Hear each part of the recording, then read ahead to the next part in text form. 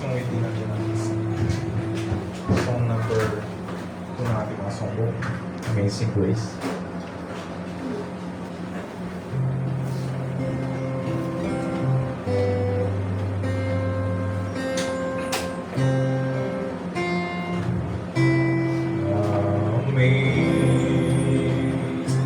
Amazing Grace, how sweet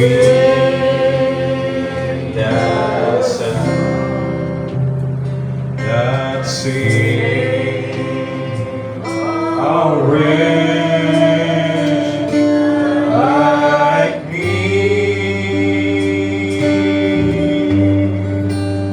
I once was lost, but now I'm found. Was blind, but now I see. 'Twas grace that taught my heart to fear, and grace my fears relieved. How precious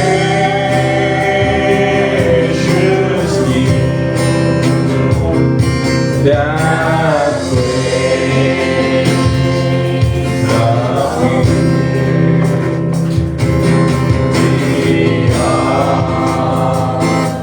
I first believed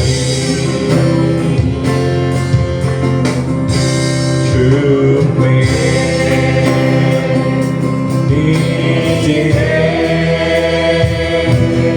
Yes, oh, yes, me. I've got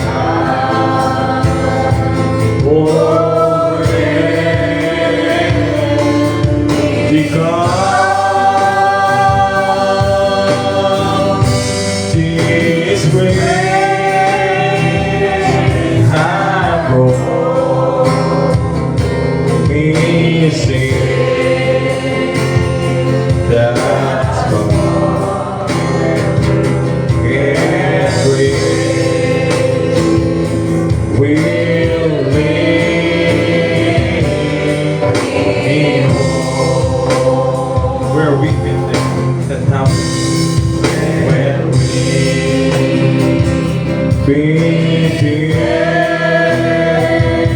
been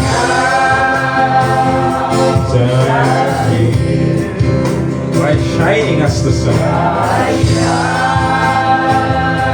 Shining as the sun. With all blessed days to see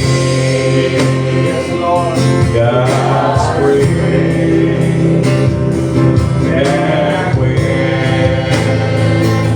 we first begun, praise God, hallelujah. Oh, praise God, praise God, praise God.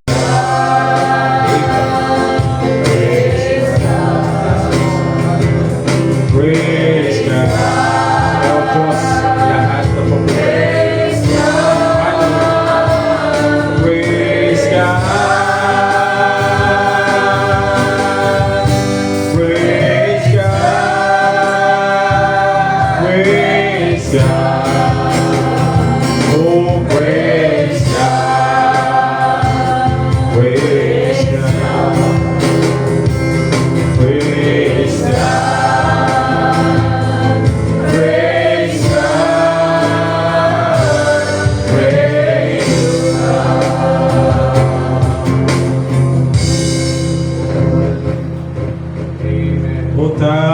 touching Jesus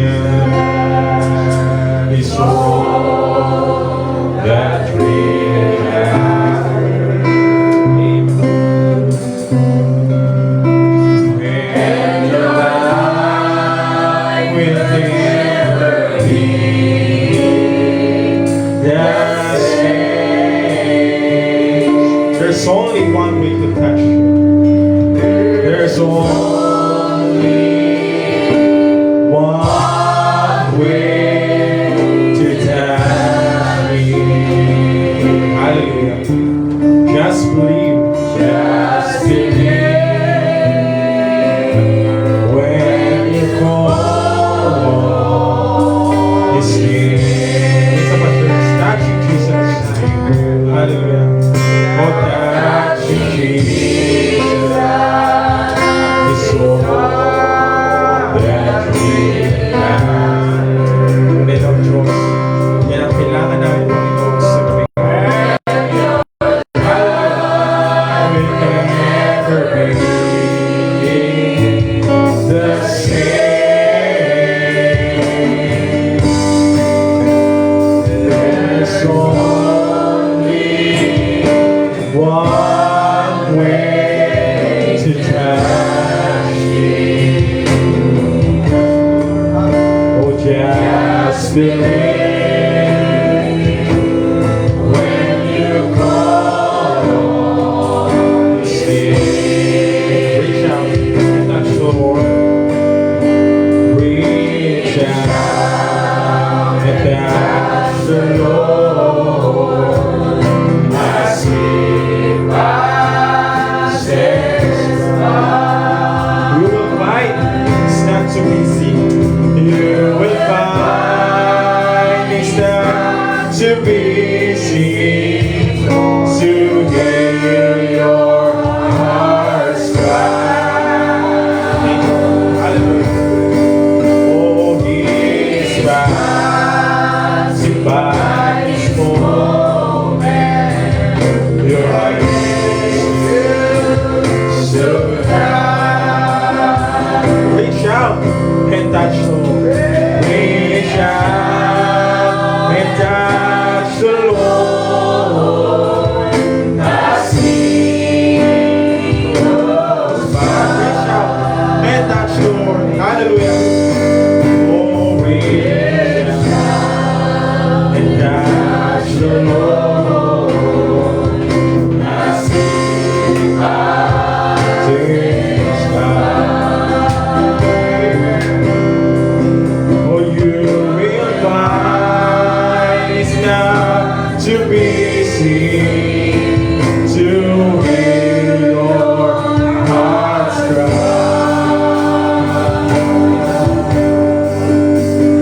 He is passing by this moment.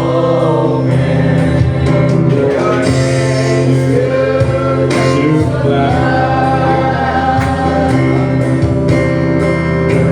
Reach out and touch the Lord as He goes by.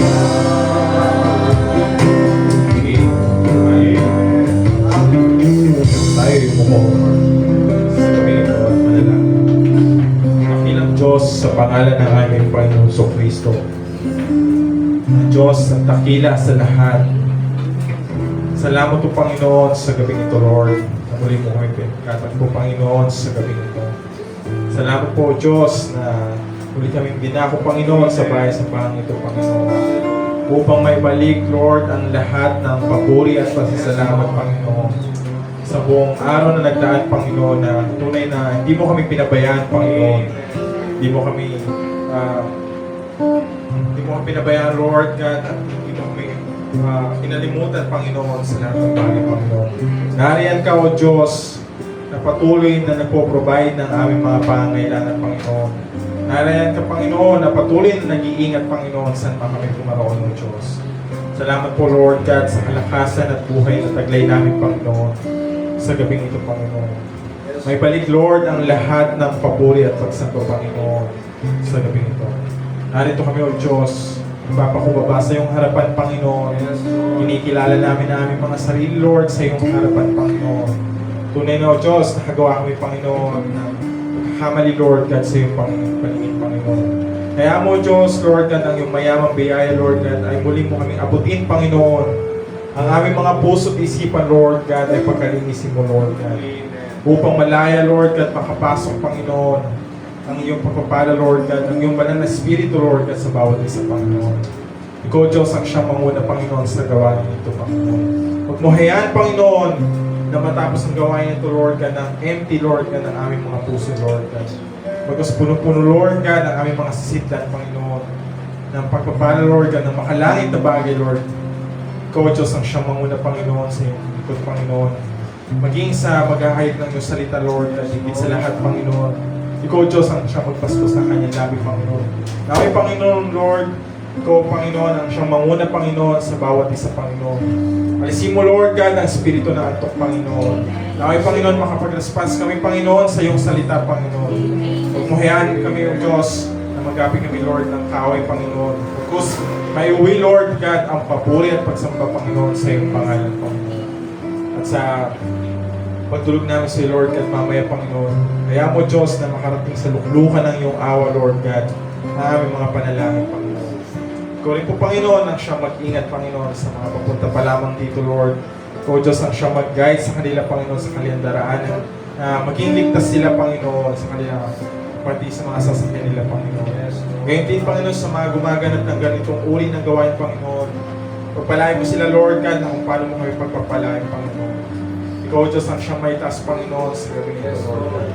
Ang lahat na ito, Lord God, ay binabalik namin sa iyong papuri at pasasalamat sa dakilang pangalan niya, Panginoon Kristo na ang Diyos at tagapagligtas. Amen. Amen. At pansamantala may makakapong kaunsa. Amen. At isang magandang gabi sa inyo lahat sa pangalan natin, Panginoon Kristo. Amen. It's good to be back in the house of the Lord, mga kapatid. Amen. At bagamat kakaunti ang ating bilang at yung iba, yung ibang mga kapatid natin ay padako pa lamang dito. Pero salamat sa ating Panginoon dahil narito na tayo, mga kapatid, at alam natin yung purpose natin dito, mga kapatid. Di lang tayo magpapalipas ng oras, di lang tayo magpapalamig. Pagkos naiuwi natin ang lahat ng papuri at pasasalamat sa ating Panginoon, mga kapatid. Amen. At alam natin na ang Diyos ang patuloy na tumidinig ng ating mga panalangin, mga kapatid. At mas maganda, mga kapatid, na kapag sama-sama tayo na nalangin sa ating Panginoon. Diba?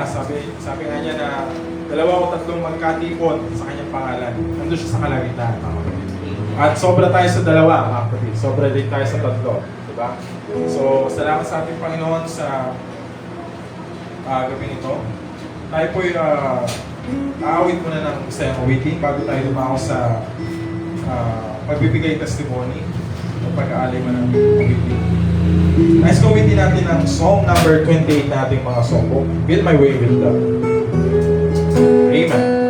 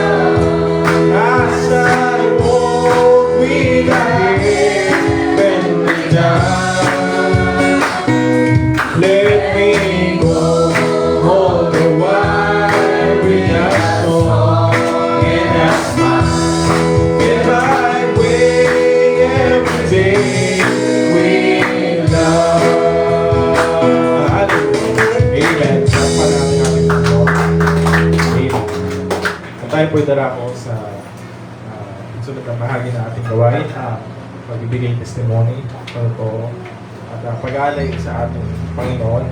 Nais kong tumawag, nais magpasalamat sa ating Panginoon.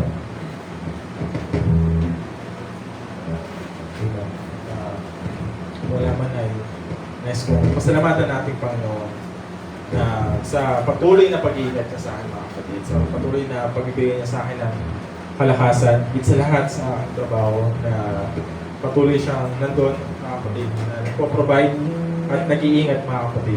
Magamat mapakahirap yung sa trabaho kasi 6 days yung pasok, tapos yung pang 7 days sa church. Although hindi ko na naramdaman yung day off ko kasi literally pero ang Diyos ang patuloy na nag-iingat sa akin, at ang Diyos ang patuloy na nagpapalakas, at ang patuloy na nagpo-provide ng mga pangailangan.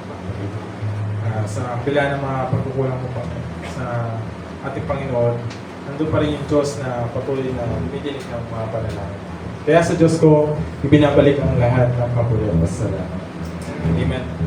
At kung wala na po nais alay or ba't po, tayo po itala ako sa pakikinig ng salita ng ating Panginoon. At I hope ang bawat isa ay handa, mga kapatid. Dahil ang papakinggan natin ay hindi lang basta-basta, mga kapatid, kundi ito ay salita ng ating Panginoon. Upang maging handa tayo sa ating panalangin, mga kapatid, kailangan natin na masamba ang ating Panginoon. At katagpuin tayo ng ating Panginoon sa pamamagitan ng kanyang salita. Amen. At nanyan ko po ang bawat salita tayo tumayo.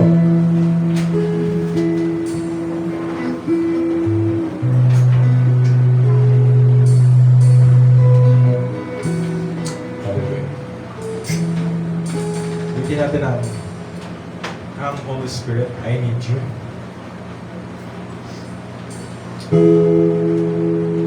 Kanya natin ang banal na Spirit na ating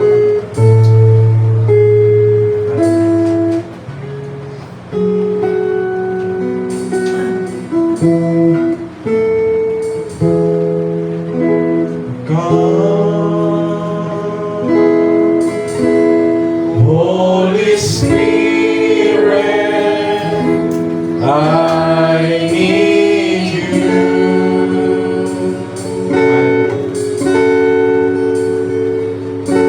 Oh God, Holy Spirit, I pray. Come.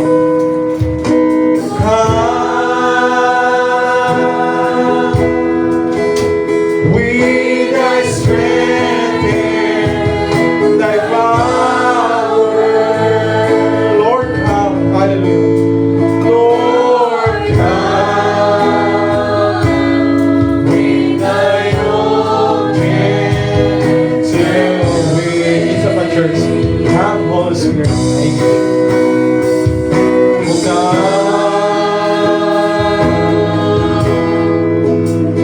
Holy Spirit, I need you. Oh, come.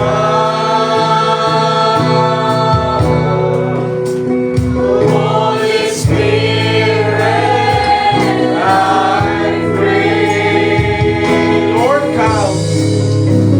Lord, come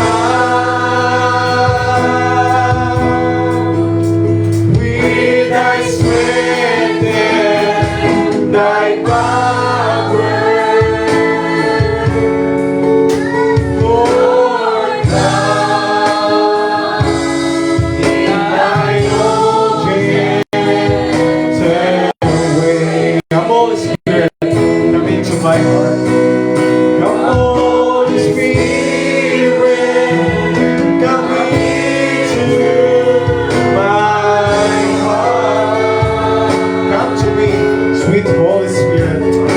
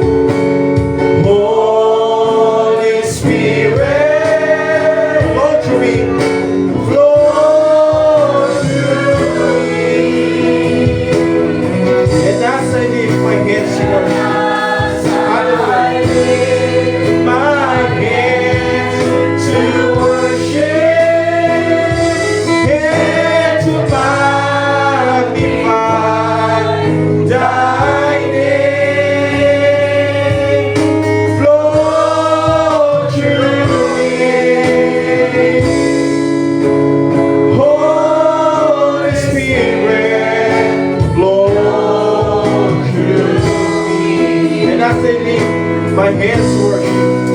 And as I lift my hands to worship, and to magnify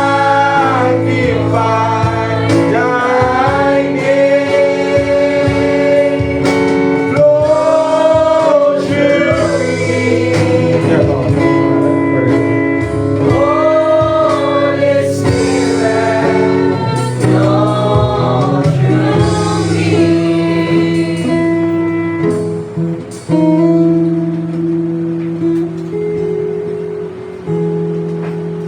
Tayo manalangin sa ating Panginoon. Lord, nandito muli kami sa gabi ito, muling nagpapakumbaba sa iyong kapangyarihan pangalan. Wala kaming ibang ipinunta dito kundi ang tipon-tipon sa iyong salita at sa iyong banal na presensya, Lord Jesus.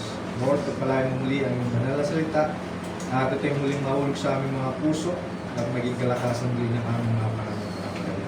Lord, itinitiwala namin ang lahat ng bagay sa gabi ito sa iyong kapangyarihan pangalan ng Jesus Kristo namin Diyos sa tagapagligtas. Amen.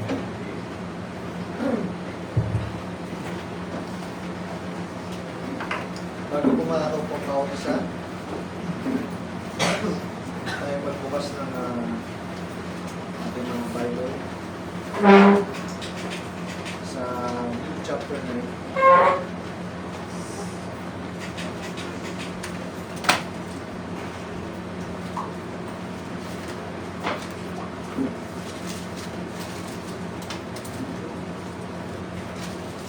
Verse 22 hanggang 23. Saying the Son of Man must suffer many things and be rejected of the elders and chief priests and scribes and be slain and be raised the third day. And he said to them all, if any man will come after me, let him deny himself and take up his cross daily and follow me. Kaya salita ng ating mahal na Panginoon sa gabi ito at malayo na itong mga kapumbaw isa. Binabati muli ang bawat isa sa pangalan natin Panginoon sa Kristo. At itain din ako sa may dalanginan para sa salita ng ating Panginoon at sa panalangin. At ako'y nagpapatotoo mga kapatid na ang Diyos ay patuloy na nagpuprovide ng aming mga pangailangan. At sa bawat panalangin ay ang Diyos ay ang patuloy na pumupugon. Hindi lang linggo-linggo kundi araw-araw mga kapatid. So, nawa ang Diyos ay ganyan din sa inyo mga kapatid. Hindi lang every week kundi every day ang Diyos ay mabuti sa lahat. Sabi nga ng Biblia, ang biyaya ng Panginoon ay laging bago sa umaga. Amen. At sa gabi ito, tayo magpapatuloy na sa ating gawain.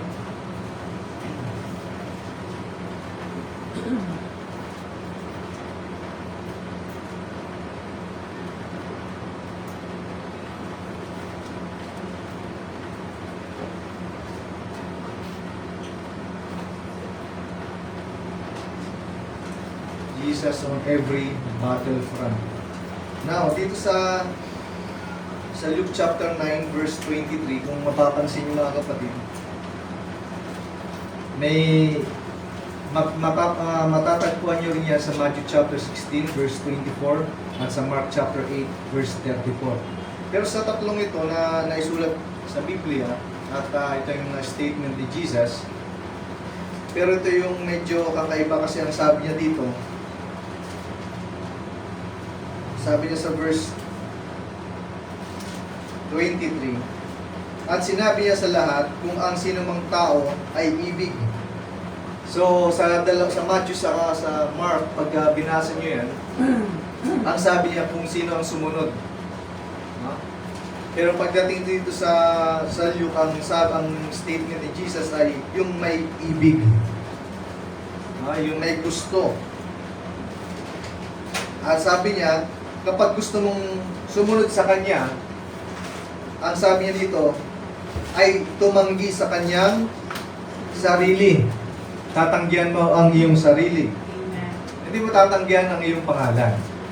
Kundi yung mga pag-uugali na hindi maganda. No, yung mga negative side, mga kapatid, yan ang iiwanan. At yan ay hindi, yung mga sariling idea, sabi ni Prophet na hindi karapat-dapat. At yan ay hindi uubra sa salita ng ating Panginoon. At ang sabi niya dito, at pasanin sa araw-araw, so hindi lang minsan, kundi araw-araw, ang kanyang krus. At sumunod sa akin. No? Now, napapansin nyo na minsan, sabi ko nga sa inyo, may mga tao na nagtatanong, nung sumunod kay Kristo, ang tanong, imbis na guminhawa ay lalong humirap. Tama ba? Nung nawala pa kayo kay Jesus Christ, so sa pananampalatayang ito, maganda din yung buhay. Tama ba? Mali ba ako? Mas maganda buhay niyo nung hindi pa kayo mananampalataya. Tama ba? Yan ang totoo, kahit hindi nyo sabihin tama o mali. Yan ang katotohanan. Bakit ka mo? Nung unbeliever ka, hindi ka pa nagta-tithes. Buo yung pera na nakukuha mo. Tama ba?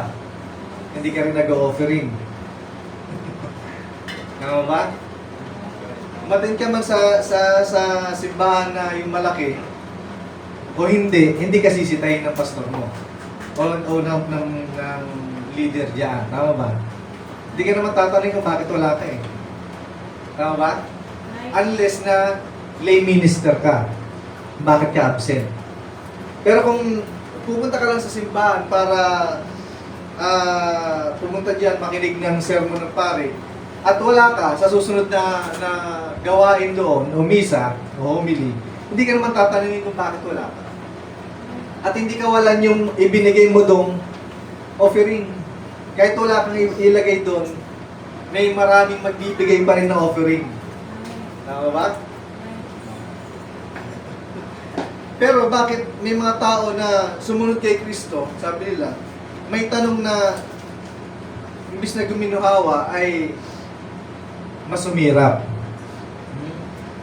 Ngayon, marami nagtatanong yan. Pero huli ka na sa pagtatanong. Bakit? Sa Biblia, may nagtanong na yan. Yung pinakaunang Biblia na isulat. Ito. May nagtanong na nauna dyan. Kaya hindi na bago yun. Kung bakit nung na kay Kristo na ako, imbis na guminawa ang buhay, nasa Diyos na ako, bakit gano'n ang naging buhay? Basahin natin ang Biblia kasi sabi ng Biblia, ang mga nangyari ngayon, nangyari na. Amen. Ito mo ba? Yan nangyari na yan. Unahin muna natin dito si Job. Chapter 3, verse 11. Ito ang sabi ng Biblia.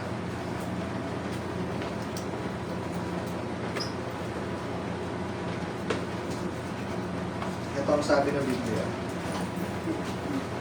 Pag binasa niyo yung chapter 3, dito siya nag-umpisa makipagkatwiranan. No? Sabi niya, after this opened Job his mouth and cursed his day. Sinumpa ang kanyang kaarawan. Pero tayo, sineselebrate natin ang ating kaarawan. Tama? Pero kakaiba kay Job, sinumpa. Bakit sinumpa? Ngayon, baba tayo dito sa... Kasi na nangyari na, kung diba, alam naman natin ang nangyari kay Job dito sa unang mga sulat dito sa chapter 1, kung anong nangyari kay Job. Alam na natin yan. Kaya ito ang sabi ni Job sa kanyang sarili nung nagsalita na siya. Sa verse 10, sapagkat hindi tinakpan ang mga pinto ng bahay bata ng aking ina o ikinublima ng kabagabagan sa aking mga mata. So dapat hindi na siya nailabas sa bahay bata. No? Bakit hindi pa ako namatay mula sa bahay bata? Kung yun din pala ang mangyayari sa iyo, sana hindi ka na lang ipinanganak. Kaya yung mga nagtatanong ngayon, bakit nung tumanggap kay Kristo, na imbis na guminawa ay lalo naging mahirap, huli na yon. Mas nauna ito. At tandaan natin, ito ang pinakaunang aklat, sabi ng mga theologians, kahit si Barbanam, siya nagsabi na, nauna na. Nagtanong si Job, bakit? Sana, sabi niya, namatay na siya sa bahay bata. Bakit di pa napatid ang aking mga hininga nang ipinanganak ako ng aking ina. Sana wala na. Kasi yun nangyari sa kanya, alam naman natin ang istorya ni Job. Kaya yan ang pinapatingnan sa atin, pinaka-example sa isang mananampalataya. Dahil mahirap ang pinagdaanan ni Job, na kahit asawa niya ay iniwan siya. Amen. Imagine nyo tubuang kangalay ng bukol na isa lang, mahirap na ito.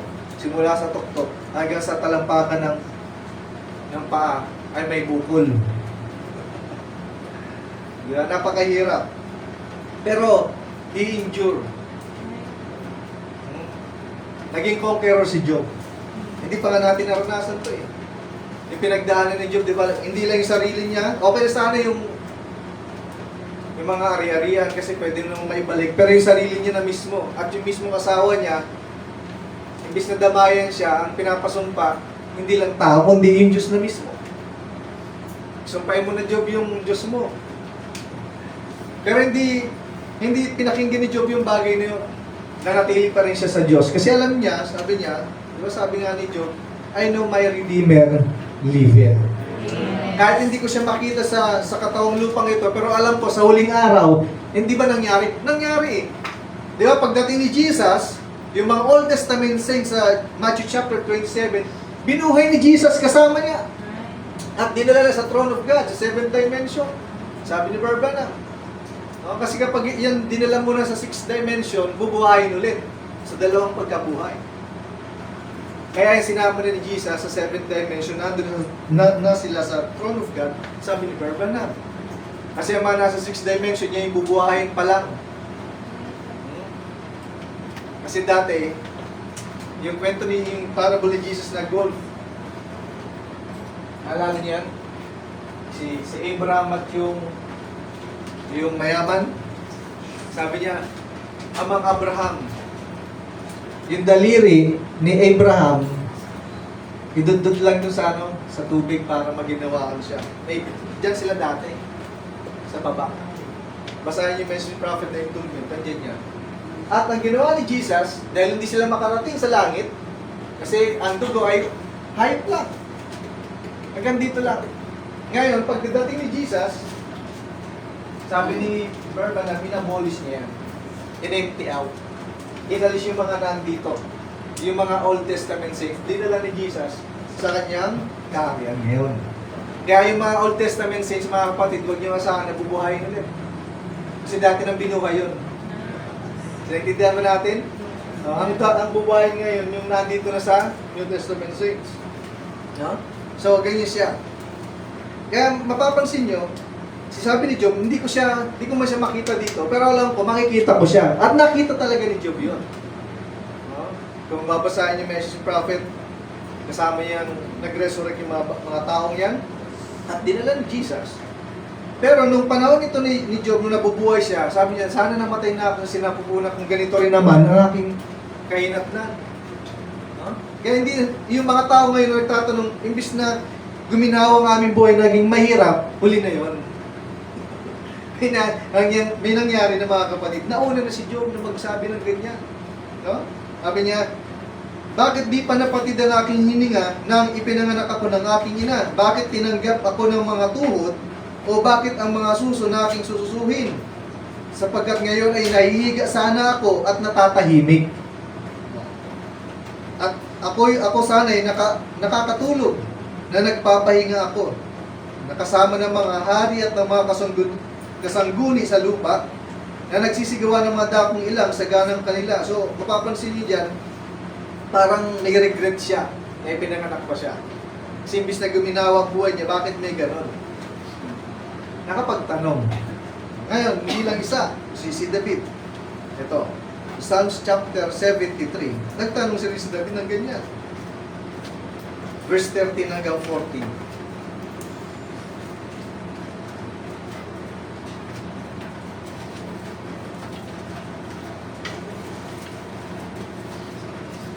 Ito sabi ng verse 13. Verily I have cleansed my heart in vain, and washed my hands in innocency. For all the day long have I been plagued. So nakita niyo, sapagkat buong araw ay nasalot ako at naparusahan tuwing umaga. So araw-araw. Imagine ninyo, na naghuhugas sa kasalanan niya, pero araw-araw, meron siyang salot. Araw-araw ay nahihirapan o may parusa kay Haring David. Katulad nung binasa natin kanina mga kapatid, ang pagdala ng krus ni Kristo ay araw-araw. At katulad tayo ng tupa na araw-araw dinadala sa patayan. Kasi ganun si Jesus. Katulad siya ng tupa at kayo ay katulad din ng isang tupa. Dinadala araw-araw, lahat tayo may mga pinagdaraanan araw-araw. Pero ito ang sabi ni Jesus, kahit araw-araw. Ito ang sabi niya. 1633 ng John. Ito ang sabi ni Jesus. Huwag tayong mag-alala kahit may gano'n na pinagdaraanan. Ito sabi ni Jesus. These things I have spoken unto you, that in me, o kanino daw, ye might have peace. Kanino may kapayapaan? Sa ama ba o sa anak? Sa anak. Kaya kung nagbabasa kayo ng scripture, sabi ni Branham, hindi nagbigay ng kautusan ng ama na sambahin ng ama. Ang sabi ng ama, ang sambahin ninyo yung anak. Kasi akala ng ibang reliyon, naging yung isang reliyon mga kapatid na marami ang Diyos.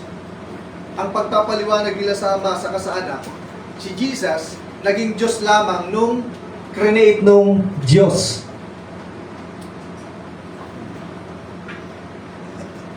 Nagsabi ng ang Diyos ng lumabas yung anak, doon lamang naging Diyos yung anak.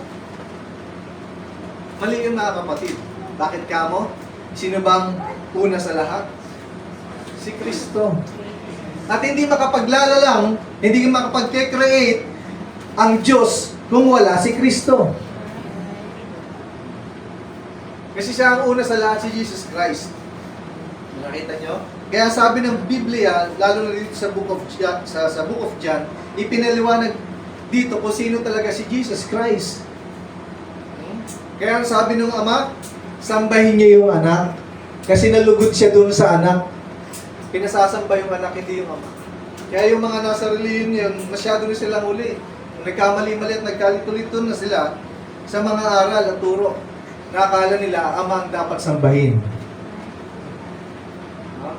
Wala po. Ang dapat sambahin yung anak. Na, sabi niya, kanino daw, ang mga bagay na ito ay sinalita ko sa inyo upang kayo magkaroon sa akin ng kapayapaan. Kanino magkaroon ng kapayapaan? Doon sa anak. Doon sa nangungusap kay Jesucristo. Sabi niya sa sanglibutan, ay mayroon kayong kapigatihan. Nasaan tayo ngayon? Di ba nasa sanglibutan? Nasa world. So meron talaga tayong kapigatihan. At hindi tinanggal ang kapigatihan. Sabi ni Branham, sabi rin ng Bible, hindi tinanggal yung pagdadalan sa Hebrew men. Nila si Shadrach, Meshach, Abednego, hindi tinanggal, kundi sinamahan sila hanggang doon sa fiery furnace. At pagdating sa fiery furnace, nakita ng hari mismo, hindi mananampalataya nakakita. Ang nakakita, mga kapatid, sabi ng hari, hindi siya hindi Hudyo, kundi Intil. Sabi niya, yung ika-apat ay katulad ng Son of God. Amen. At alam niya yung Diyos.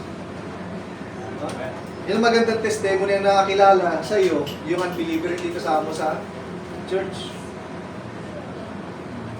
Now, sabi niya, in the world, ye shall have tribulation. Pero ano sabi ni Jesus? But be of good cheer. I have overcome the world. So nakita niyo mga kapatid, kahit na nasa sanlibutan pala tayo na may kapigatian, laksan pala natin ang ating loob. Be of good cheer. Bakit ka mo? Aking dinaig ang sanlibutan. Aking dinaig. Sa English, I have overcome the world. Ang nag-overcome talaga yan, si Jesus. Hindi naman talaga tayo eh. So yung nakita nyo, kaya sabi ni Jesus, hindi sinabi ni Jesus na kapag sumunod tayo sa Kanya, ay giginhawa tayo. Tama ba? Nasabi ni Jesus, sumunod ka sa akin, may kapigatihan, pero kasama mo ako. Yeah? Kinakantangan natin yun. Bakit mas sumirap nung lumapit ka lang kay Jesus at na kay Jesus ka na? Bakit mas sumirap? Kasi dati, hindi mo naman kinakalaban yung kaaway. Sino ba ang kaaway ng isang mananampalataya? Di ba, Diablo?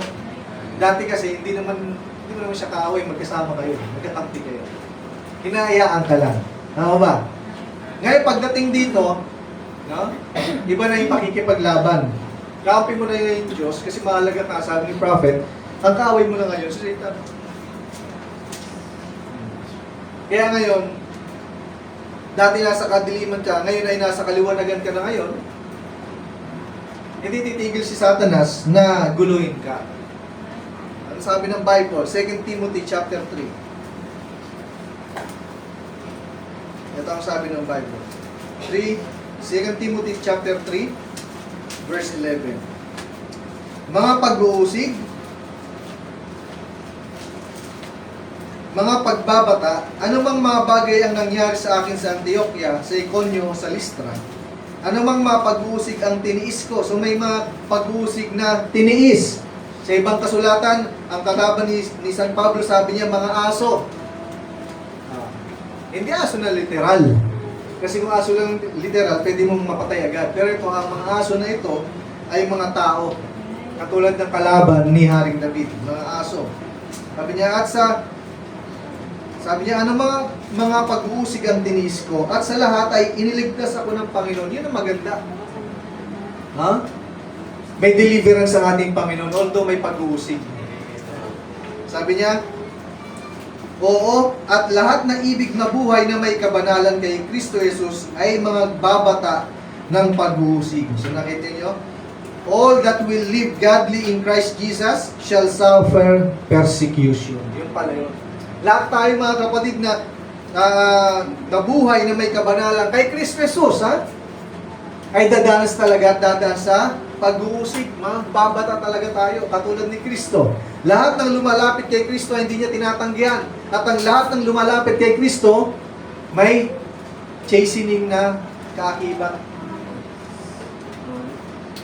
Dahil ikaw ay tunay na anak. Kasi kapag hindi ka naman anak, bakit mo papaluin yun? Bakit may kukorek hindi mo anak? Ang una mo concern yung anak mo. Kaya nga may pagdaan tayo ng ganito ng chastening kasi nga anak ka kasi ng Diyos. At sabi niya dito, ito sa verse 13, datapwat ang masasamang tao at mga magdaraya, yung nakita nyo, ay lalong sasama ng sasama. So kaya pala mga ganyan na yung nangyari sa atin. Huh? Sabi niya, evil men and seducers shall wax worse and worse. Kaya pala ganyan ang panahon natin ngayon. Masama na sila dati, ay lalong sasama. At yung kasunod mga kapatid, basahin nyo, ng mga dadaya, deceiving, sino magdadaya? Sila magdaraya. At yung mga mandaraya, sila rin pala yung nadaya. Yan o, sabi niya, deceiving and being deceived. Diba, pare-parehas naman tayo na-deceive ng mga aral ng araw. Pero sa biyaya ng Panginoon, inalis tayo doon sa ganong katuruan. Kaya hindi tayo naging worse and even worse. Kasi inalis ka na doon eh. Sabi ni Jesus, sabi ng kasulatan, even in your, sabi niya, even your sinners, God loves you. Amen. Kasi kung hindi ka na sana nakarating din sa ganitong pananampalataya kasi mamamatay ka na doon. Pero hindi hinayaan ng Diyos yun na mamatay ka doon, kundi dinala ka dito ngayon. Amen. Now, sabi niya, pero natalo na ng Panginoon yan. Colossians chapter 2 verse 15. Ito ang sabi ng banal na kasulatan. Tinalo na ni Jesus. O ng Panginoon. Sabi niya, 2:15 ng Colossians, and having spoiled principalities and powers, He made a show of them openly, triumphing over them in it. Pagkasamsam sa mga pamunuan at sa mga kapangyarihan, sila'y mga inilagay niya sa hayag na kahihiyan, na nagtatagumpay siya sa kanila sa bagay na ito. So nakita nyo? Nagtagumpay na pala si Jesucristo. Natalo na ni Jesucristo saan? Sa krus ng Kalbaryo. Diba, nakita niya yung pamunuan, tinalo na niya. Kapangyarihan. Ano ang ginagawa ni Satan sa atin ngayon? Bakit ganito tayo? Ang ginagawa ni Satan, nananakmal na lang. O nangangagat na lang. Kasi hindi kanya na makuha eh. Hindi ka niya na matalo kasi tinalo na nga ni Jesus. Kaya ang gagawin ni Satan ngayon, kagating ka na lang ngayon. Nakaabang siya para sakmalin ka. Ito, familiar na tayo dito, di ba? 1 Peter chapter 5 verse 8. Mabisado na natin ito. Ito ang ginagawa na lang ni Satan kasi talo na siya dati. Panalo na si Jesus. Sabi niya, be sober. Sabi niya, kayo maging mapagpigil. Kayo maging mapagpuyat. Ang inyong kalaban na dyablo na gaya ng liyong muungal ay gumagala na humahanap. Tama? Kapatid, humahanap siya ngayon ng masisila niya. So yun na lang ang kayang gawin ni Satan sa isang mananampalataya. Manakmal, kumagat-kagat sa iyo. Saan? Sa pamamagitan ng sickness, ng problema sa buhay.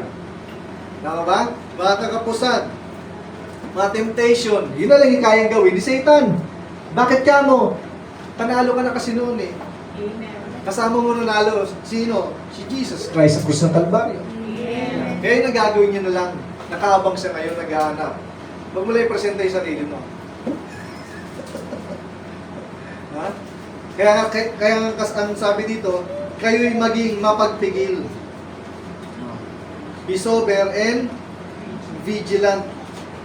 Sa Tagalog kasi diba, maging mapagpuyat. Pag vigilant, ibig sabihin, nagbabantay. Kasi yung nga yung nagbabantay, nagpupuyat din naman yun eh.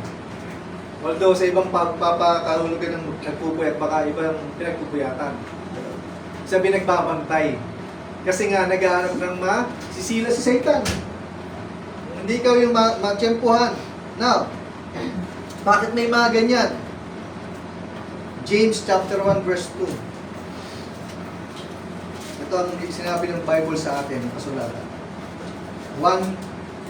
Chapter 1 verse 2 to 4 ng James. My brethren, count it all joy when ye fall into diverse temptations. Knowing this, that the trying of your faith worketh patience, but let patience have her perfect work, that ye may be perfect and entire and wanting nothing. Sabi niya, at inyong pabayaan na ang pagtitiis ay magkaroon ng sakdal na gawa upang kayo'y maging sakdal at ganap na walang anumang kakulangan. Sabi niya, mga kapatid, ariin ninyong buong kagalakan kung kayo'y mga hulog sa sabi-sabing tukso. Mga hulog. Pero sabi niya ito, ang pagsubok na yan ng pananampalataya ay gumagawa ng pagtitiis. Amen. Pero, ilang beses yung matutumba? Ito, patungkol lamang sa righteous. Proverbs chapter 24 verse 16. Ito ang sabi ng banal na kasulatan.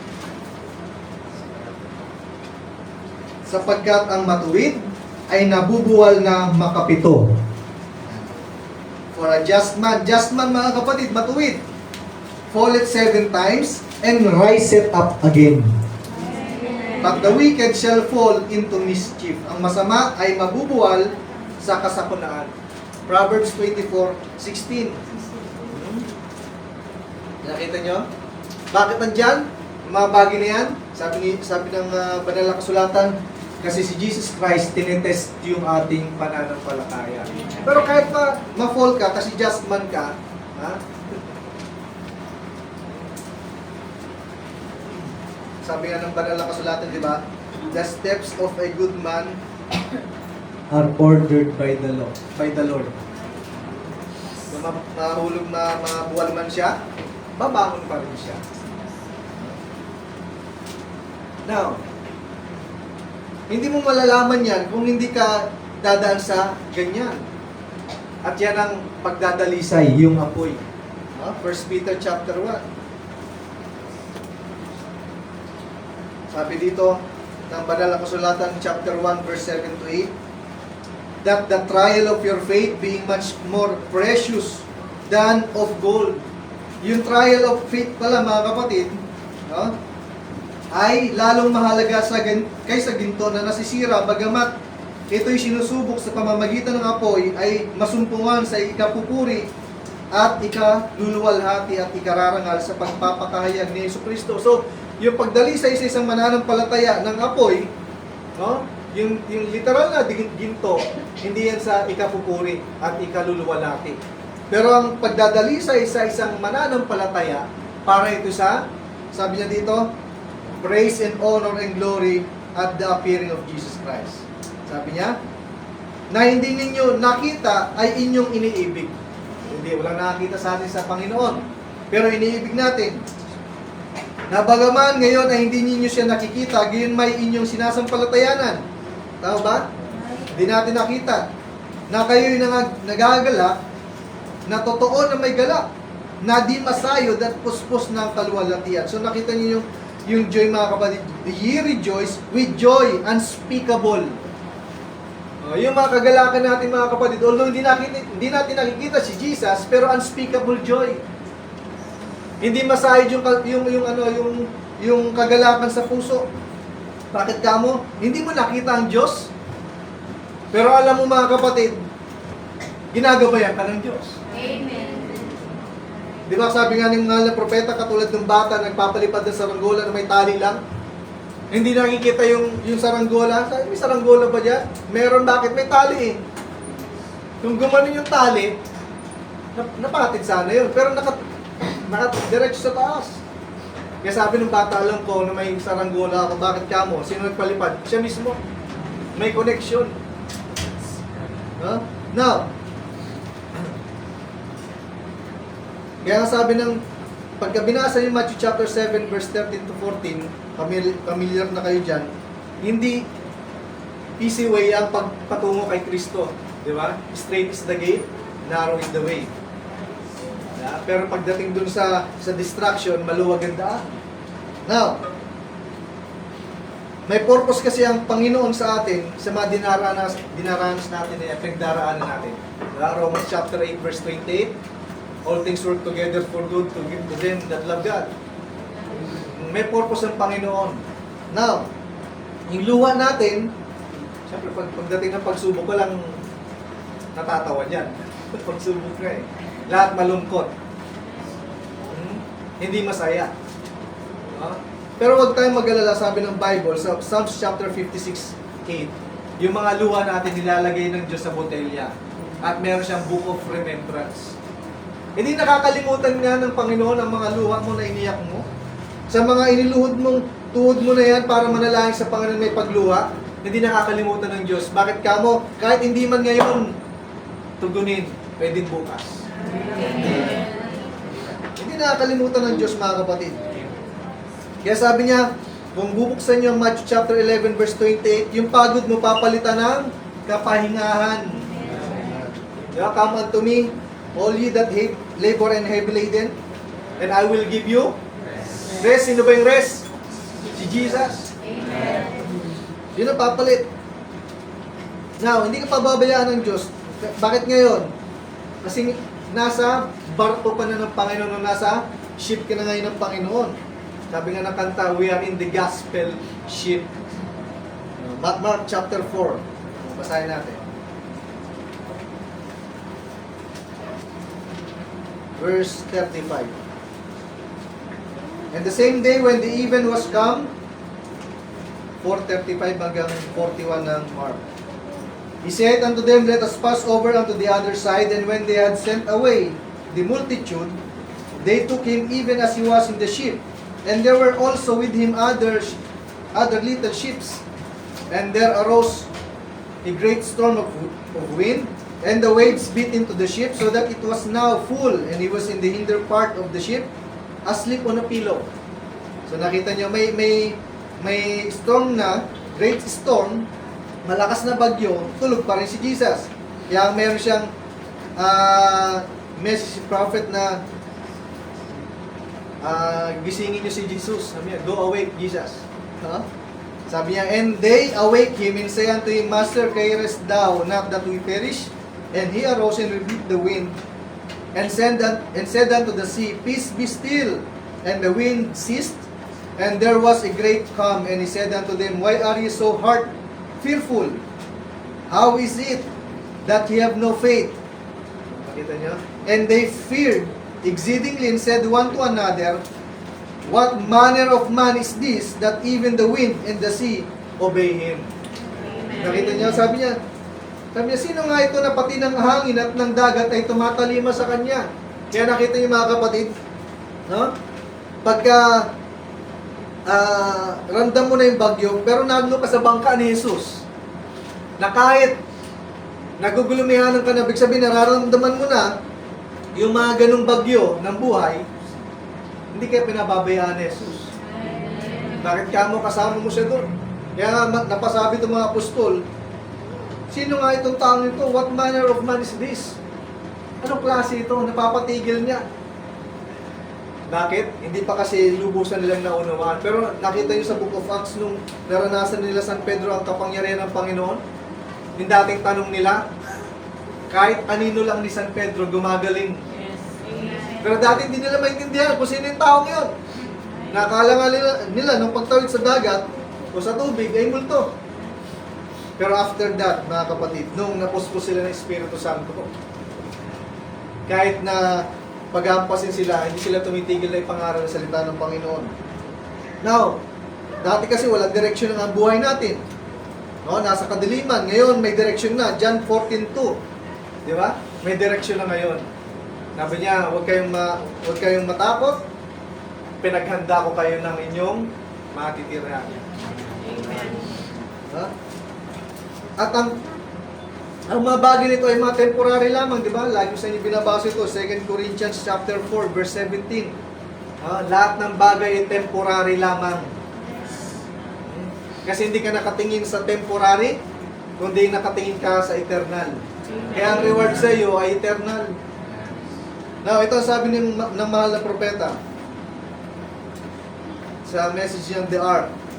Sabi niya, someone said the other day, he said, Brother Branham, why is it that this happens and that happened? Nagtanong sa kanya ganyan.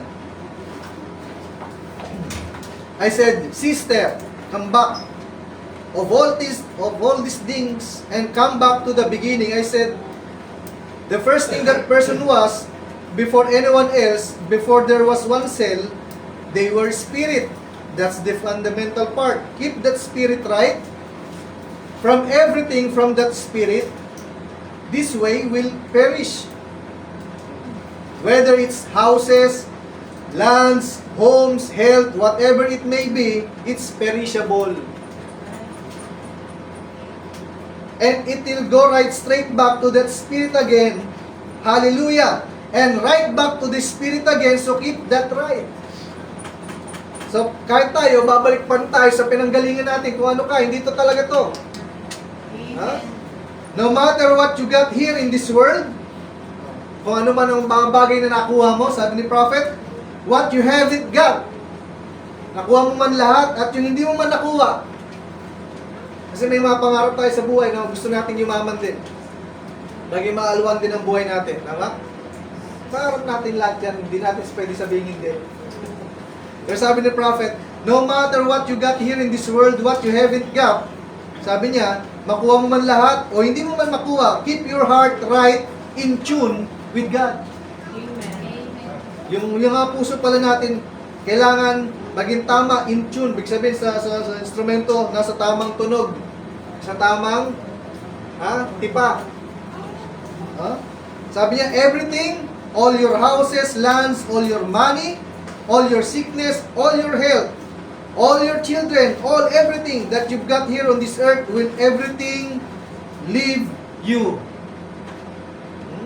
Anak mo pala, sabi niya, sickness, health, Amen. bahay mo, lupa mo, pera mo, sabi niya, lahat ng mga bagay na yan na nandito sa ibabaw ng lupa, iiwanan ka niyan. At iiwanan mo rin yan. Sabi niya, and you'll go right straight back to the beginning again. Kaya nga sabi ng Bible, hubad akong lumabas, sabi ni Job, hubad din ako babalik doon. Hindi mo madadala ang damit mo na yun. Hindi mo madadala na ipundar mo sa ibabaw ng lupa. Lumabas kang mag-isa, papasok ka rin sa libingan na yun na mag-isa rin.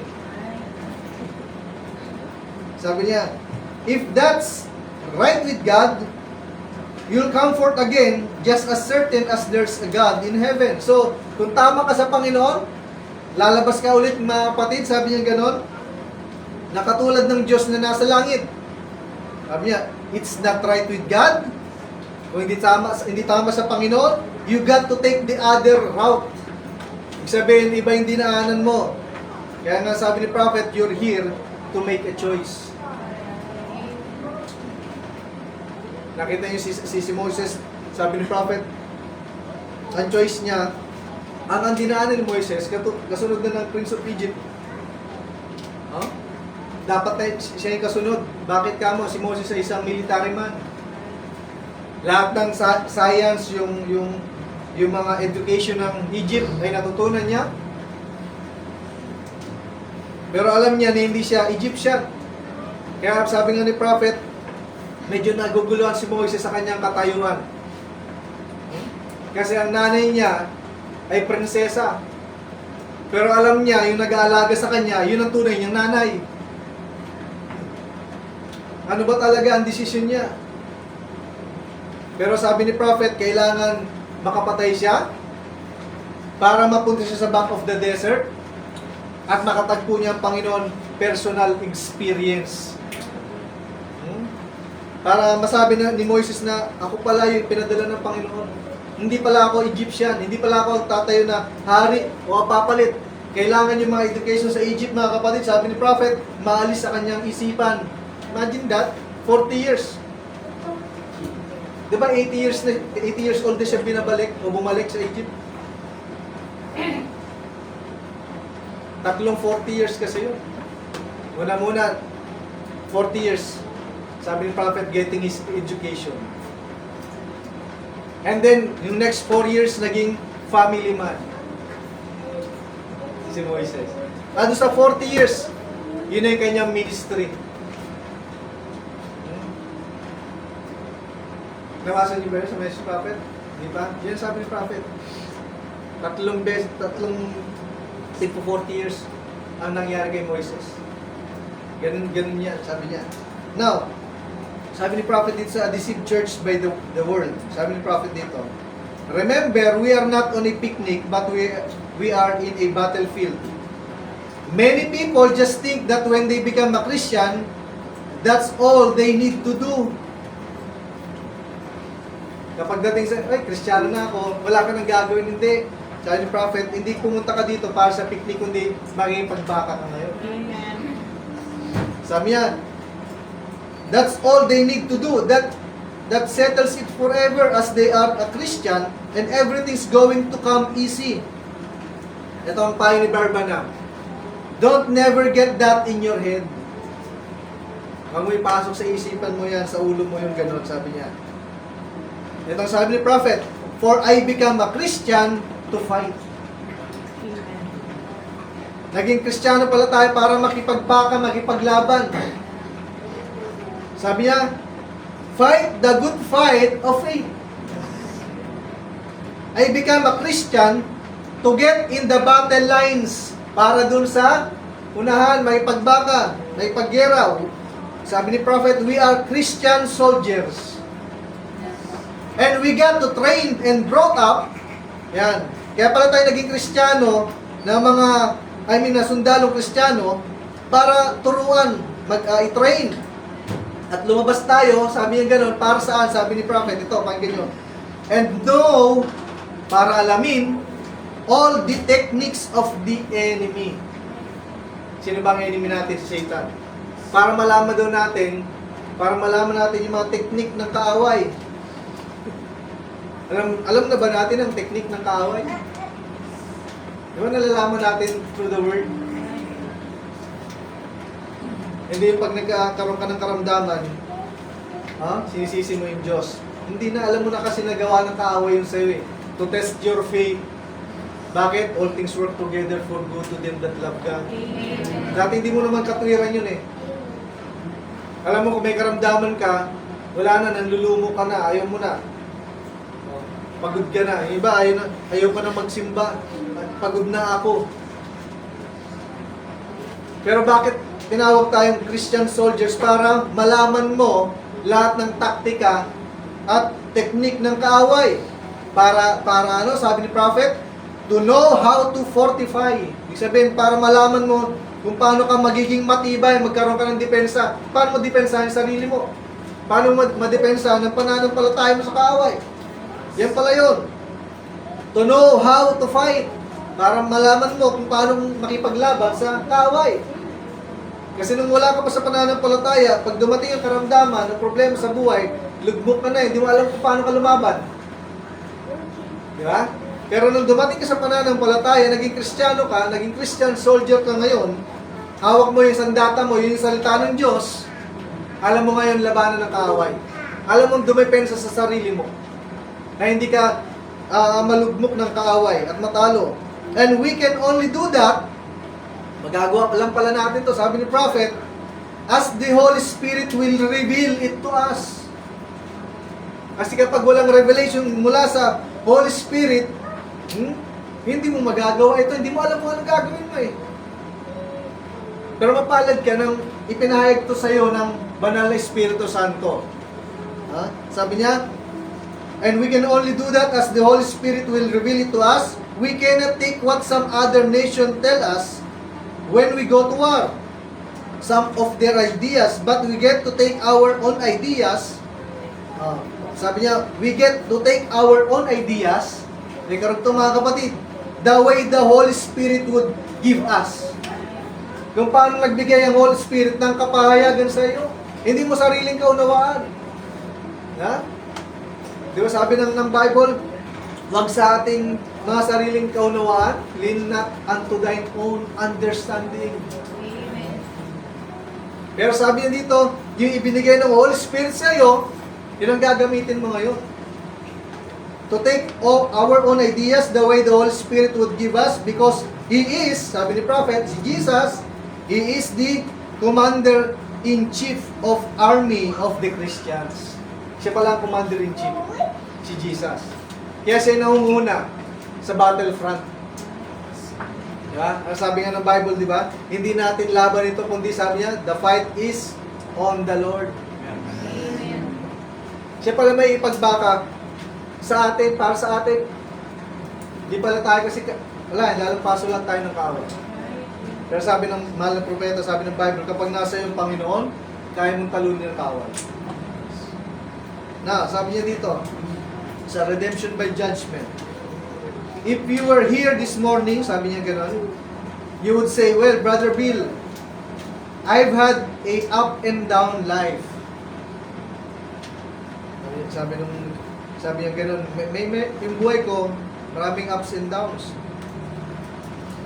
I've always wanted to live a Christian life. I just never could get myself down. Gusto mo daw ng maging yung buhay mo maging Christian life. My faith to this, sabi ni Prophet, my brother, sister this morning, sabi niya, ito ang kailangan pala natin gawin. Kahit may ups and downs ka. If you will make that complete consecration right now, complete consecration. Don't wait till you come up the altar. Huwag mo na daw hintayin na magkaroon ng altar call. Ayusin mo na pala.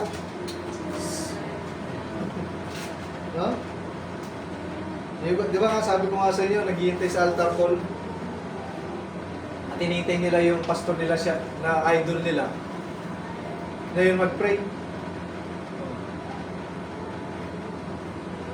Nasaan? Backslider nga eh. So wala doon pala sa elder mo, o sa pastor mo man yan, o sino mong propeta man yan, nag-pray sa'yo. Iba kasi yung motibo mo eh.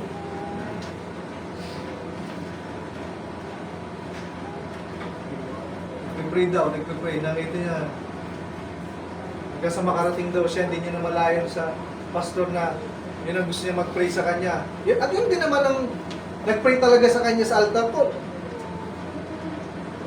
Nag-pray siya, lumuha siya, nakataas pa yung kamay. Gumaan doon kanyang pakiramdam sa prayer ng pastor niya. Asa na, nag-backslide din eh, backslider din. So hindi yun, kahit alliance ka na, kapiga na yung bunbunan mo sa kakapiga ng parang nung araw sa balayan nun eh. No? Mga foreigner nung sa balayan nun kasi ako umupo minsan sa harapan. Tinitingnan ko yung mga tumutugtog. Naganan ng mga foreigner. Nakakita yung Nagano'n talaga, parang maano ng mga lalaki ng mga foreigner eh. Tapos yung pinagpipray for 11 lang. Eh, yung mga foreigner, 6'8", 6'5". Parang nasa tuhod lang yun eh. Oh, Jesus name. Nasa yun, mag-criticizer ka eh. So hindi yun. Kahit iba, meron naman pinag-pray, gusto niya ipag-pray siya. Pray. May lumabas daw na itim na, parang sa ano, nabasa yung sa Christ prophet, parang gagamba ng malaki, parang paniki, evil spirit, may ganun. Saan? Nakawala ba? Ayun pa rin eh. So hindi guarantee mga kapatid na laging, although tama yung altar call, wala namang against dyan, yung ginagawa ni Barbanam niya, pero hindi yung basehan. Consecrated life. Kung na-witness nyo, alam nila, Sister Garna, Sister Peter. Na-slave pa eh. Tutulungan pa ng deacon eh. Pala mga top, number 1 pala mga chismosa yun sa church. Walang pinagbago sa buhay. Anong guarantee ng nilayans ka? Although tama rin yun, layans. Pero hindi na kukuha sa ganun. Ano sabi ng Bible? Kapag kung sino man ang biyayaan ng Ama sa langit na makaunawa. Amen. Tagal na nga sa church eh. Tatanong pa eh, pwede pa mag-lipstick, pastor? Pwede. Gulat pa siya sa sagot eh. Nagulat ka pa, alam mo na palang hindi eh. Bakit mo tinatanong? 30 years nagtanong kang pwedeng lipstick. So pinapalitan. Sabi ni pastor, pwede pala mag-lipstick. Nagulat din yung sinabihan. Hindi sasabihin, hindi sinabi. Nag-confirm na yun. Oo, sinabi. Hindi kasi siya naghintay ng kasunod. Hindi, alam nga masasabihin sa'yo ng pastor na, pwede, pwede. Pwede sa mga hindi, mga tigas ng ulo. Hindi sinabi ganun. Pero nag-confirm, pwede daw pastor. Sabi mo, pwede daw pala eh. Sinabi ko talaga, pwede. Kasi, tutuloy niya pa rin naman eh. Pwede sa matigas ng ulo, sabi niya. Yun. Kaya nakita kami talagang puno rin. Dati yung kotse niya eh, malalaglag na yung pintuan.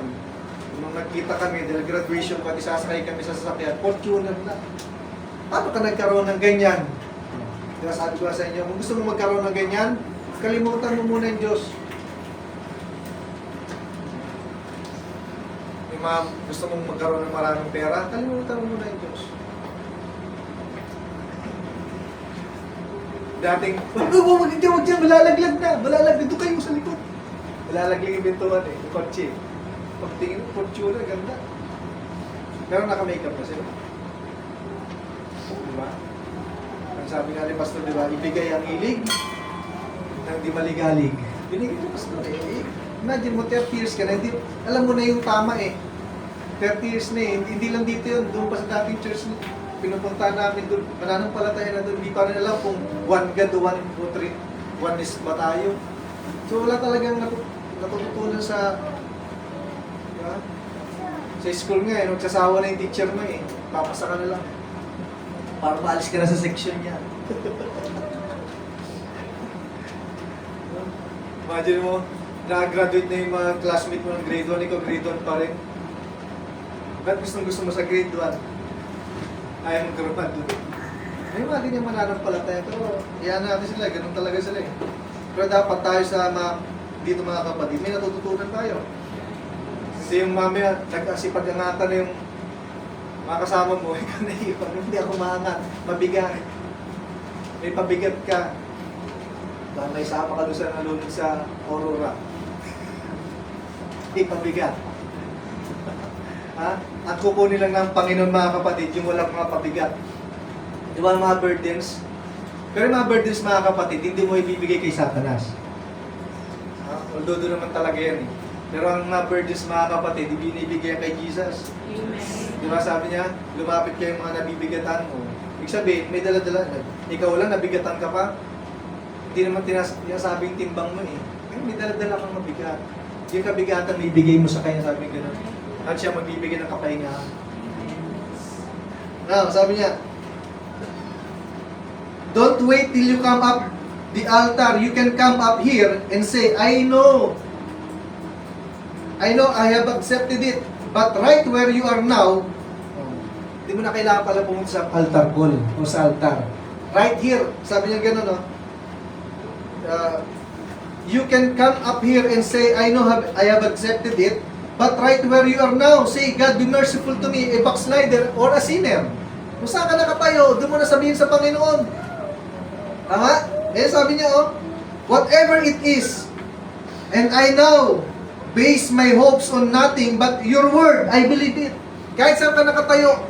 Kaya nga pag minsan, nagigilty ako pag may nagpapadala ng prayer request, hindi ko agad ipag-pray. Kasi minsan nasa labas ako. Minsan may nagpadala ng, pwede bang ma-pray by David, sakto na, sundo ko sa Asia Drop. Buti ka mo, nandun ako sa kabilang side, sa malilim. Eh, syempre, nagbabasa nga ako. Pagtingin ko, ay, hindi ko pala nabasa. Doon na sa gilid, nakapayo. Makalimutan, pero minsan hindi ko rin napapansin na eh. Kailangan uwi muna ako ng bahay. Pag may nagpa-pray. Kaya, kahit saan sabi ni Prophet, kung saan ka nakatayo, accept mo na yun. Alam mo, nag-pray ka ngayon, ikaw hindi ka makapag-send na prayer request. Kahit pag-pray ka na, diyan sa gilid. Hindi naman sabi ng big prayer eh. Sabi ng isang kanta, say a little prayer. Little prayer. Alam niyo ba, ang Diyos dumidinig din sa mga salita, kahit hindi may pag-pray. May isang missionary, nakalimutan yung pilito niya, parang Skaggs siya. Nagkwento siya. May isang lalaki na sabi niya, strike me. Pag-atirahin mo ako, Panginoon. Atheist siya. Siya naniwala sa Diyos. Alam niyo, pinakinggan yung sinabi niya, strike me. Nagkaroon siya ng sakit na rare. So ito si Skaggs, yung missionary. Sinabihan siya ng Panginoon to. Kwento niya to eh. Kung paano yung tao niya. Pero, operan mo siya ng salvation, huwag healing. Ay gusto niya maggumaling. Sabi nung nasa ospital na siya, sabi niya sa girlfriend niya, ano nangyari sa boyfriend mo? Ano ba talaga? Sabi ng lalaki kasi, gusto kong ma-meet ng Panginoon as is na to, ito na. Gusto kong makita, sabi niya, yung in-offer sa'yo ng Panginoon, in-offeran kita kaligtasan, hindi kay kagalingan. Hindi, kaya hindi na ako gumaling, basta magkita kami ng Panginoon, kaya sa akin katayo. So, tinanong niya yung girlfriend niya, ano nangyari? Nag-away kasi kami sa higaan. At sinabi niya, strike me dead. Kahit hindi panalangin, naririnig ng Panginoon yun. Binigyan siya ng rare na karamdaman. Ang sabi ng missionary, ino-offeran kita ng salvation. Kasi sabi ng Panginoon, salvation. Hindi, ayoko ng salvation. Gusto kong galingan. Hindi yan ino-offer sa'yo. Gusto niya salvation. Tinanggihan niya, ayoko ng salvation. Gusto kong galingan. Nag-iwalay sila. Ayun, namatay. Ay ino-offer sa atin mga kapatid, tama sinabi ng prophet, salvation of your soul. Bakit? Mas matindi ang sin disease. Amen. Kasi ito, sabi ng prophet, kaya hindi ka gumaling dito, katulad ni Sister Haiti Wright. Pero pagdating doon, hindi ka na gano'n. Amen. Sabi nga ng Verban ng kahit maging doormat, di ba yung tapakan lang sa pintuan, doon sa langit, okay na sa akin eh. Di ba? Lalo na kung kaligtasan ng kaluluwa mo at ikaw mismo. Mas mahalaga yun. Now, sabi niya, then brother, something is going to take place. Because you've got a real foundation. For God will no wise cast you out. Temptations come. There'll never be a temptation unless He give you grace to bear it. So yung temptation pala ay dumarating.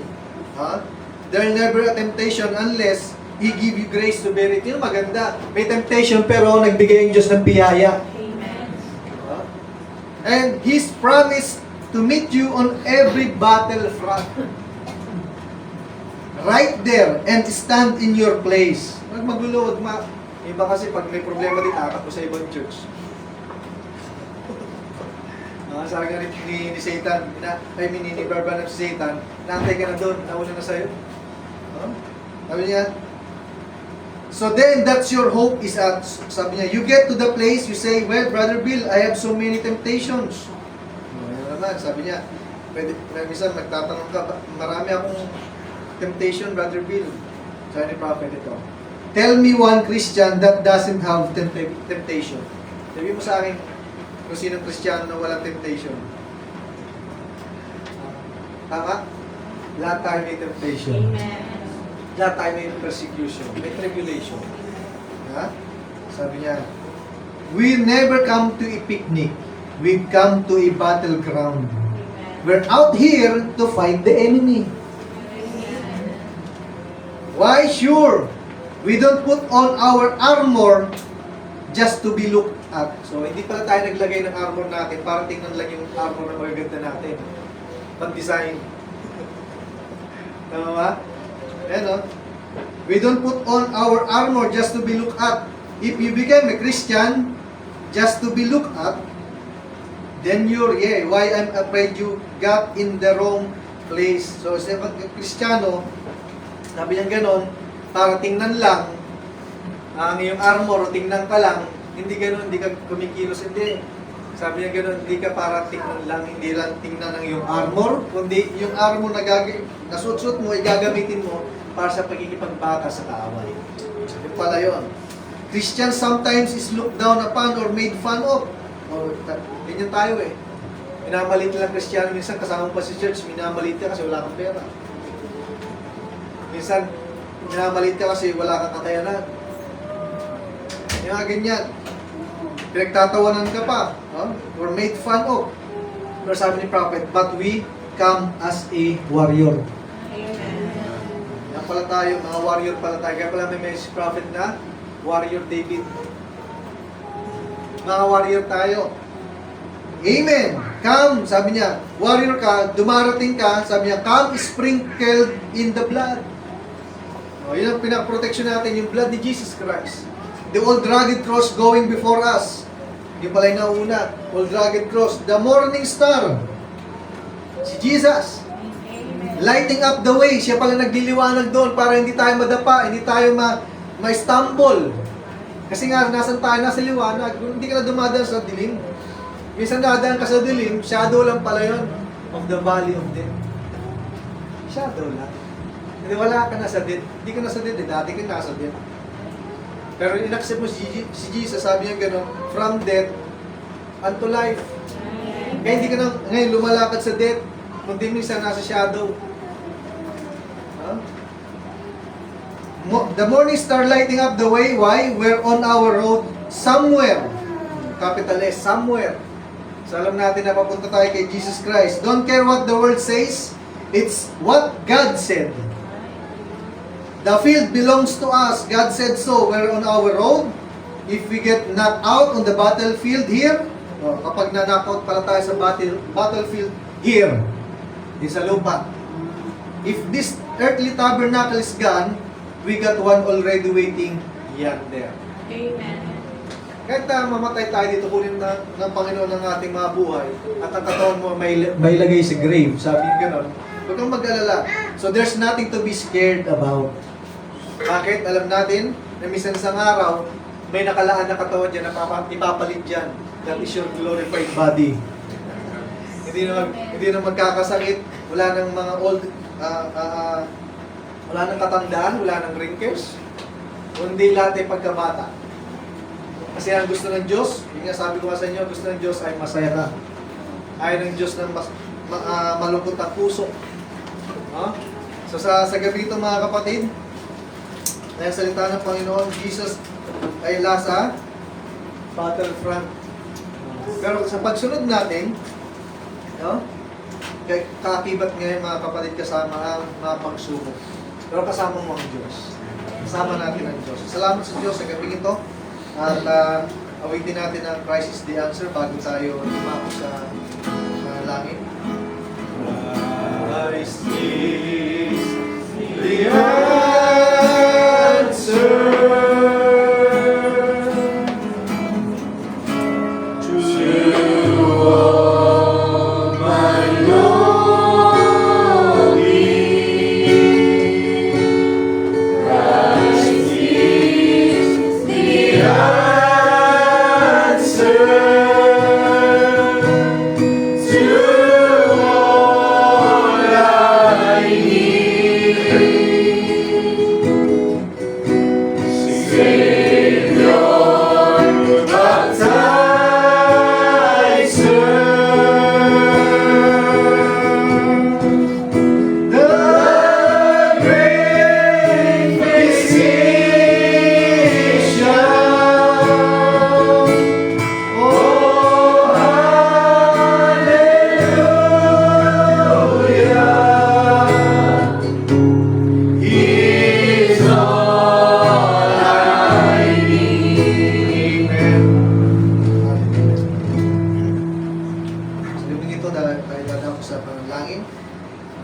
may pinadala ditong prayer request. Magandang gabi po sa bawat isa sa pangalan ng ating Panginoong Jesucristo.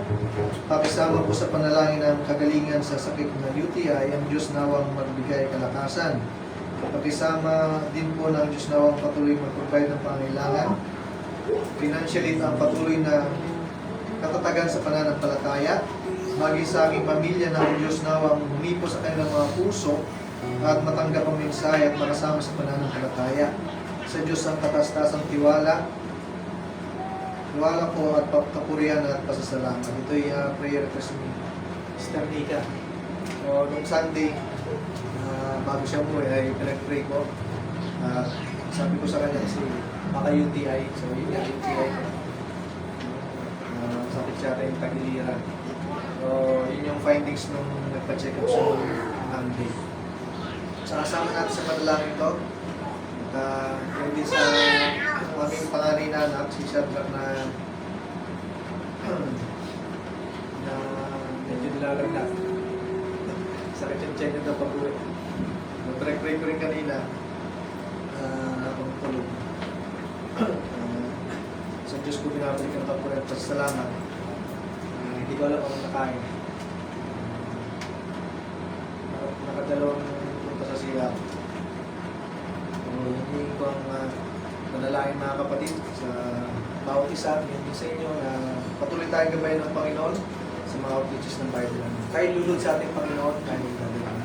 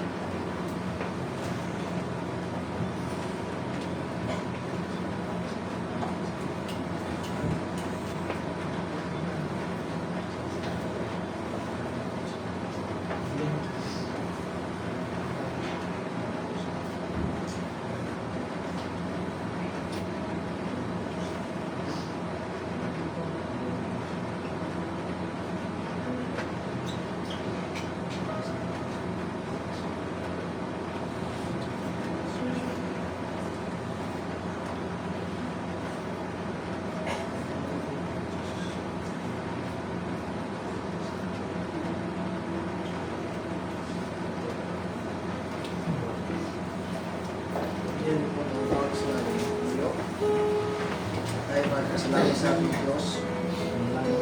Lord God, sa gabi ito, tuloy ka namin pinasasalamatan sa ibiyaya sa amin. Kahit na may mga temptations at persecutions sa bawat isa sa amin, ay patuloy mo kaming sinasamahan. Lord, lalo kang papakita ng ibiyaya sa amin at kadakilahan mo, Lord God. Lalo kaming nananampalataya sa iyong banal na Panginoon. Lord, ang dalangin namin sa mga bagay na ito, patuloy mo kaming gabayan at ingatan mo, Lord God, sa pananampalataya ito. Lord, ang desire ng aming puso ay makasama ka namin, Lord God, sa iyong kaluwalhatian. Huwag mo kaming bibiguin, Lord Jesus, at makita mo nawa ang bawat isa amin na maingatan namin ang aming mga sarili at maingatan din namin ang aming mga pananampalataya. Lord, sa gabi ito, inukumit namin ang lahat ng bagay sa iyong katas-tasang pangalan, Jesus Kristo, naming Diyos at tagapagligtas. Amen. Amen. Dakila ka, dakila ka. Yes, Lord. Amen. Tunay kang Diyos naman. Yes, Lord. Amen. Dahil sa sala ko. Yes, Lord. Amen. Thank you, Lord Jesus. Ikaw ay ang gusto, tunay kang tunay ka,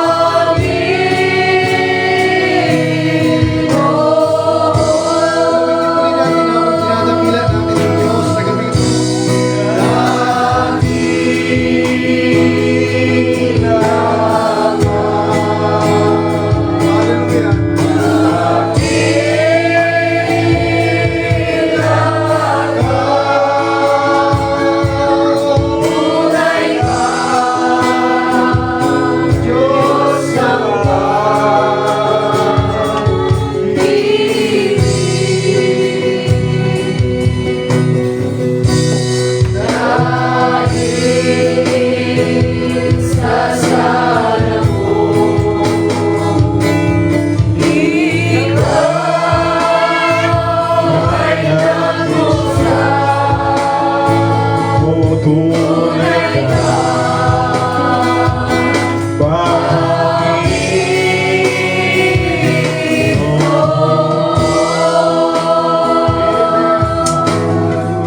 Pakpaan natin Panginoon. Amen. Salamat sa Panginoon sa binigay niya mensahe sa bawat isa. Tuloy na ang Diyos ang patuloy na siyang makalina sa bawat isa. Amen. Bless you, Brother David. Tayo po'y dala ko na sa uling bahagi na ating gawain ang pagbibigay ng loob habang inawit natin ng Jehovah Jireh.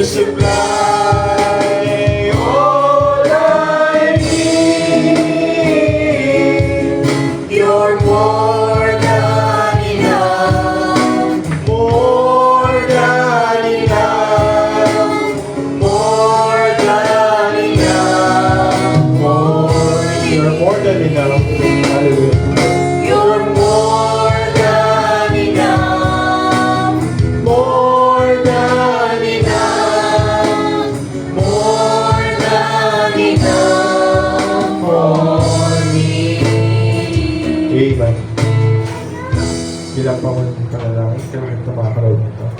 Nais ko ibigay kay Brother Jiner upang siya ang pangunan sa panalangin.